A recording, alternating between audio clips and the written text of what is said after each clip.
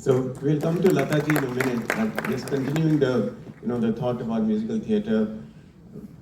How can the various musical theatres of India come together to contribute to nation building in what is now effectively a very young nation? First of all, the presentation. You can't just have something which was done in the 60s, 70s, 80s. Now, there are so many tools now to elevate the experience, to augment the experience, which is how they feel. And in the world of artificial intelligence, where you can just tell a prompt and then it creates a visual, people are going to love musical theatre even more. They're going to love theatre even more because there is a sense of participation. You know, some families, oh, my cousin sister is doing this, my son is playing this, my daughter is doing this. All that stuff will come up. You know, there'll be a reason for them to all come together and watch it because they are part of it. It's not like somebody else is doing and they're watching it. They are themselves a part of that one. So that is my dream and hope. Now, I'm going to put Shekhar on the spot here for a second and through you.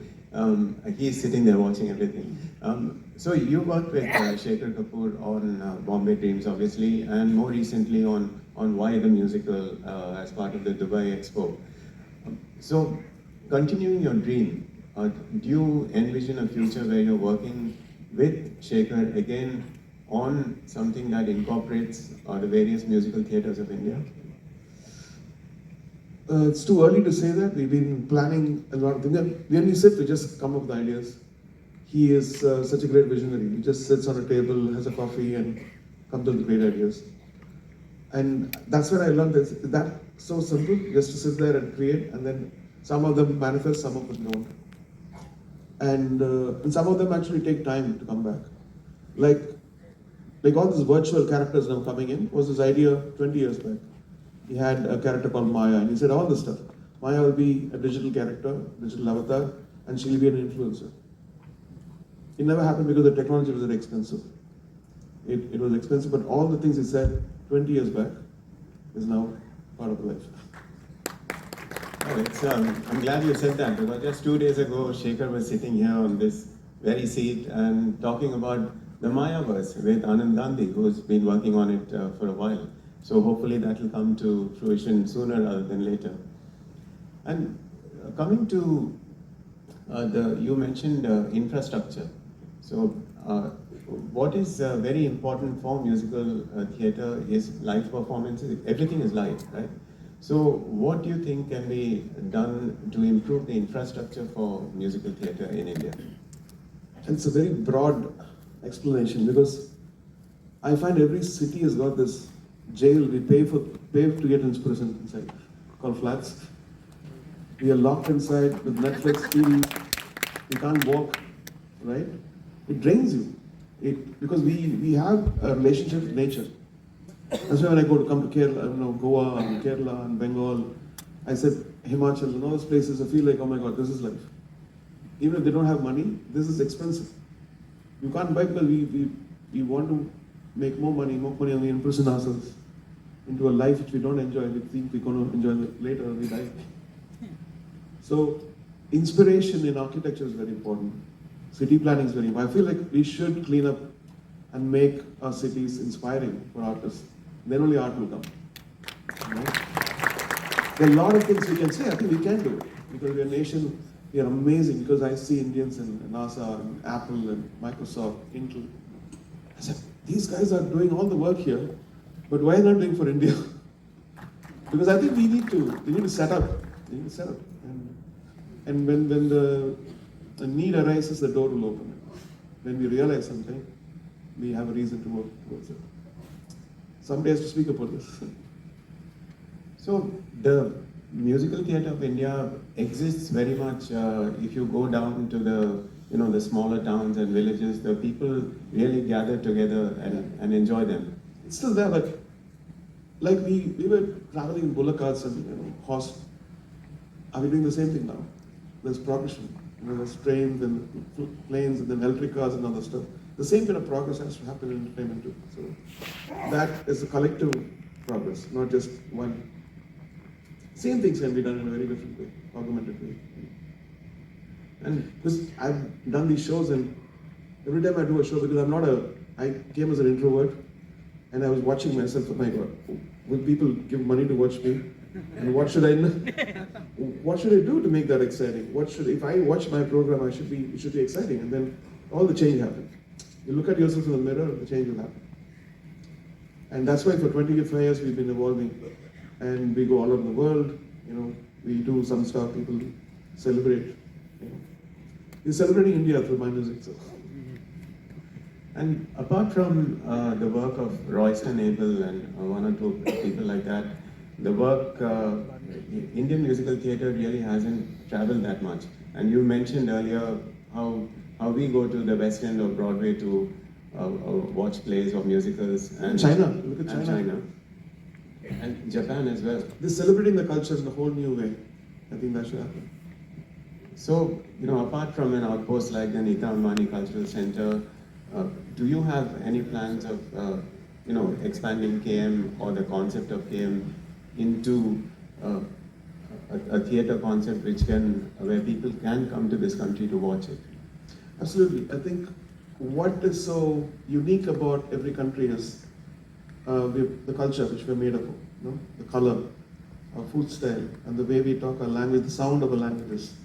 And that should be celebrated. I think that itself is fascinating. And if it's presented in a way where they can come and watch, wow, we can never replicate this. That's the whole idea. We don't want to do Romeo and Juliet. That's not a culture. But we can do our own thing where they can never replicate us. And that's the talent, when people do something, we are so unique because that's how we're made. Instead of being inferior about it, we should be celebrating and then take it up, 2 notches apart. Well said. And now coming to Lata Mangeshkar, whose memory this series of events happens every year at IFFI. Sorry, you said, I forgot the second answer. So I am collaborating with people now, like resorts, and I'm open to that stuff. And when people come to me, I take the whole project and envision, design the cultural center, and also starting what should be the technical, plan, not starting copying something which, America has done or England has done or Australia has done, but starting from if you're starting now, how should it be? How should it be ahead of everybody? Very immersive at the same time, multifunctionality in this stuff. And also, the main thing that they teach in big universities like Harvard is how do you make money? It could be any idea, but if it doesn't make money, it's a flop. So that's the most important thing which I'm learning. Being a musician, I think, meeting and the reason for things sustaining is always people involved are gaining something in a good way. And so that's when it gets self-financed and it goes up. So how do we make money? Because if you look at, again, going back to Broadway and West End, the tickets cost hundreds of pounds, hundreds of dollars, and they all go full. Like I've seen, I watched Bombay Dreams thrice, right? And it was full every time, in its first year, end of the second year, and so on. But India is a very price-conscious market. So but we don't pay people that much because our cost of living is lower. So everything can be adjusted to that stuff. Right? There, I think to rent a flat or food, everything is expensive, and you have to pay 40% tax. All that stuff, 40-50%, I don't know what it is. I pay 40%. Okay, so things are different here. So according to that, things will be.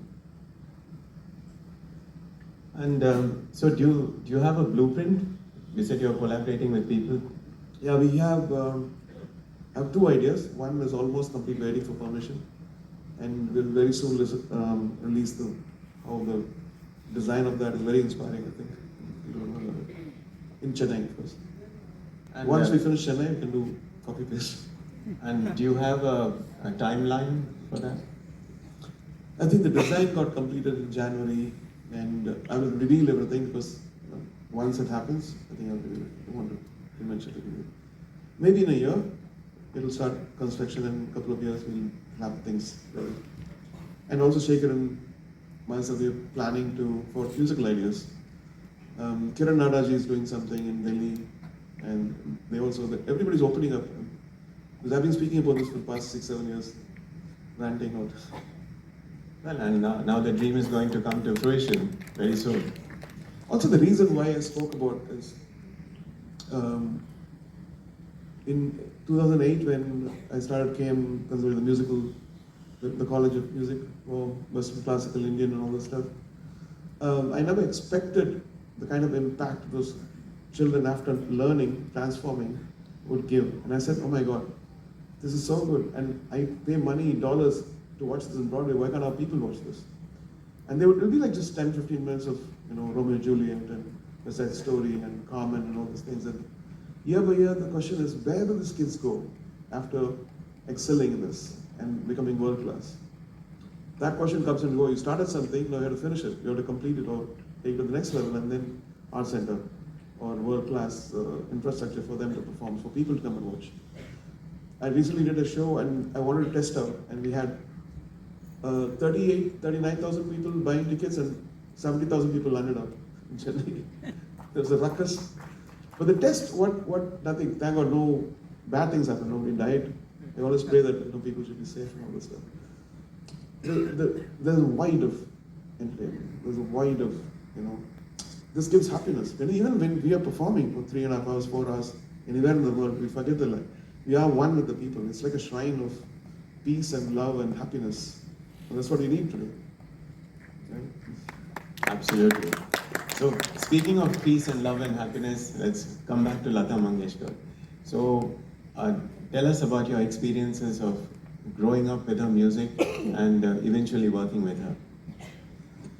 So I come from the next generation. I listen to P. Shishilaji and in South India, Janaki, Chitraji.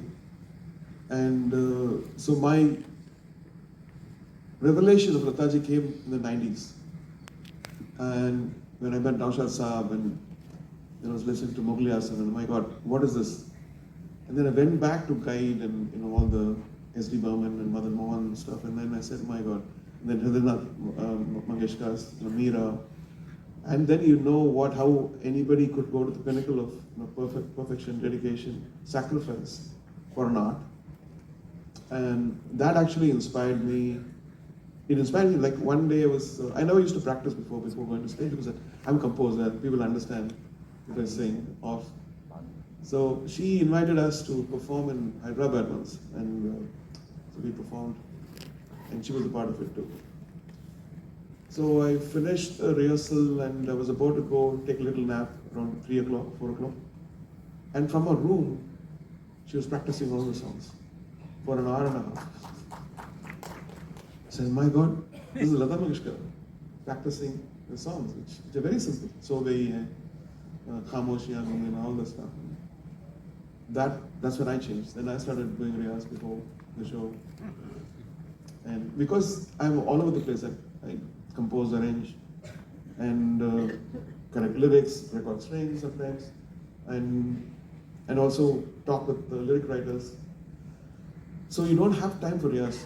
And riyas only comes before the show, where a couple of days back, before the show I'll start, and so that the pitching comes correctly. That's why when people ask me to sing, I shy away, because I want to. It's an exercise where you finish that and then go into it. And do you recall the very first time you met her? Yes, I think. It's for Jiyanjali, I think. She came to Chennai and she hung out. And then there's always, because getting praise from her is very difficult.